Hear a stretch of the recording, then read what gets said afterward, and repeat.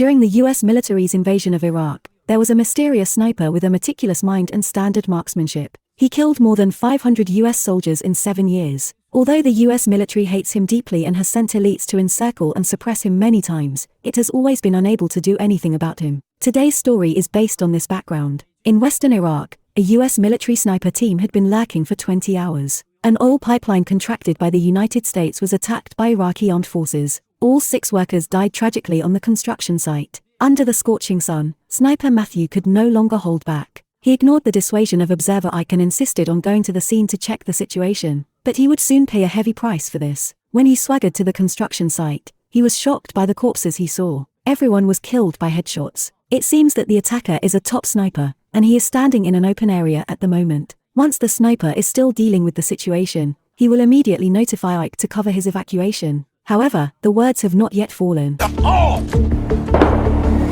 Matthew was shot in the abdomen and fell to the ground wailing. Ike was eager to save people, but he made a ridiculous decision. He did not hide himself to find the enemy's position. He ran straight towards Matthew without relying on any cover. The sniper immediately turned his gun around and caught the bullet immediately. In desperation, he could only use snakeskin to move. Just when he was approaching Matthew, he was still hit in the right leg by the sniper. In order to avoid the enemy's sniping, Jack tried his best to escape towards a stone wall. In the past, they used to snipe and kill in the dark, but today they became prey. Matthew, who was seriously injured, was rolling on the ground in pain and pinned his hope on Ike. He loudly reminded Ike to stay calm. At this time, Ike, who had calmed down, noticed the shattered knee. He hurriedly took out a tourniquet and tied it on his leg to avoid shock from blood loss. After simply treating the wound, he turned on the radio immediately. As long as he called the headquarters to send flying support, Matthew might be able to rescue him again. However, things are unpredictable. The only radio station was actually damaged. Faced with this, such a terrifying sniper, without terrifying support, they would have no chance of winning if they were injured.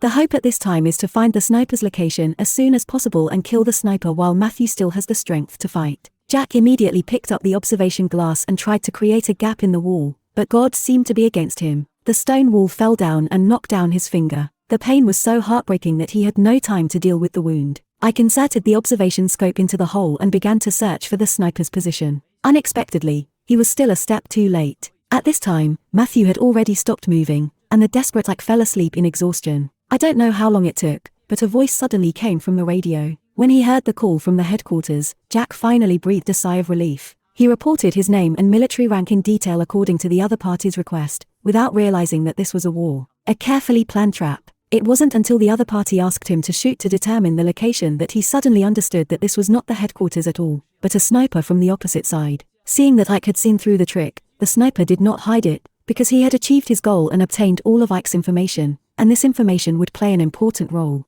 Ike was very angry after being fooled. He recalled that the sound of shooting came from a distance only 4 seconds after he was shot. Combined with the angle of the bullet entering his knee, he calculated that the sniper was about 1,500 meters away from the stone wall. Through his careful observation, quickly targeting very suspicious containers. Perhaps to tease Ike, the sniper threatened to blow his head off, forcing Ike to continue chatting with him. It turns out that the sniper is a teacher, and this clearing is the school where he used to work. In order to steal oil resources, the US military bombed the school to the ground. Ironically, the stone wall that saved Ike's life was the school's main entrance. After hearing the sniper's story, Ike couldn't help but be shocked, because from his perspective, the United States was here to liberate the Iraqi people and help them develop better. Unexpectedly, it happened like this, bringing heavy disaster to the Iraqi people. But no matter what, life must be saved first. However, the sniper not only destroyed the radio, but also deliberately shot through the water bottle to dehydrate him. What was even more terrifying was that the vein in his knee was pierced by a bullet.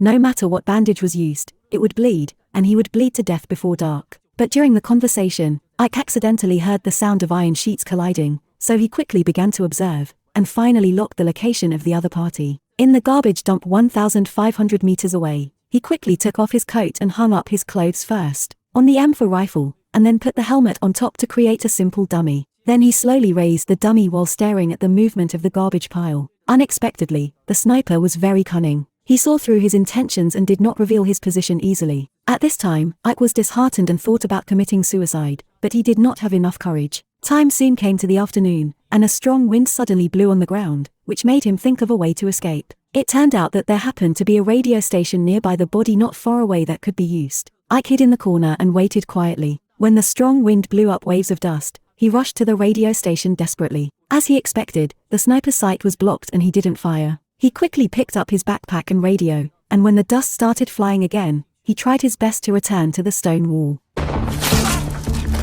The supplies in the backpack did not disappoint him. There was not much water, but it solved his urgent need. The melted Skittles also replenished his energy, but the radio ran out of batteries and was still unusable. The depressed Ike had no hope of surviving. Suddenly, there were strange noises coming from the radio. He looked out in disbelief and found that Matthew was still alive. He took out a small mirror from his pocket and used the reflection to convey the message to Ike. Ike understood it instantly and immediately reported the sniper's location. In order to cover Matthew's access to the sniper rifle, he quickly opened fire to attract the sniper's attention. With the help of the rolling yellow sand, Matthew finally adjusted his shooting posture.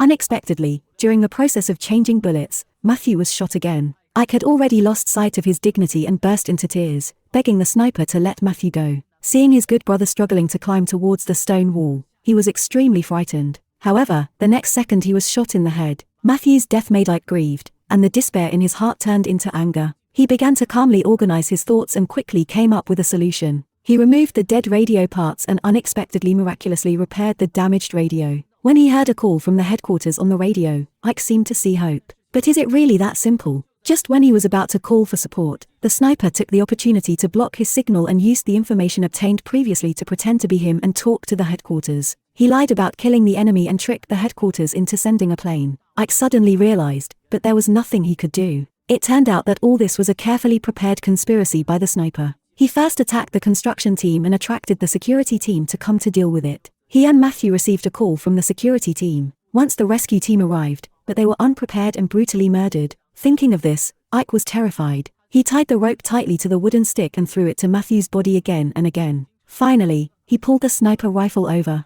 He had to kill the sniper before the plane landed. He mustered up the courage to knock down the stone wall, and using the dust as cover, he quickly got into position and aimed at the garbage pile. Sure enough, the opponent chose to shoot, but the bullet seemed to miss a little, allowing him to seize the opportunity to pull the trigger.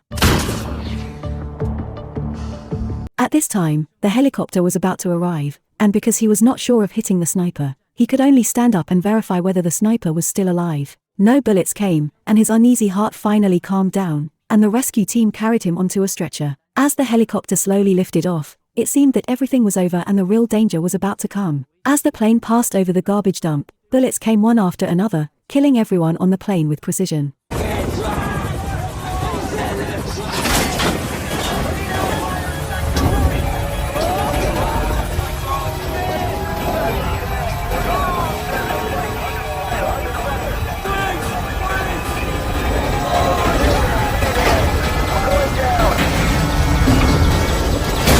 At the end of the movie, the radio rang again. The sniper disguised his identity and repeated his old tricks. He continued to call for support from the US military and quietly waited for his next wave of prey.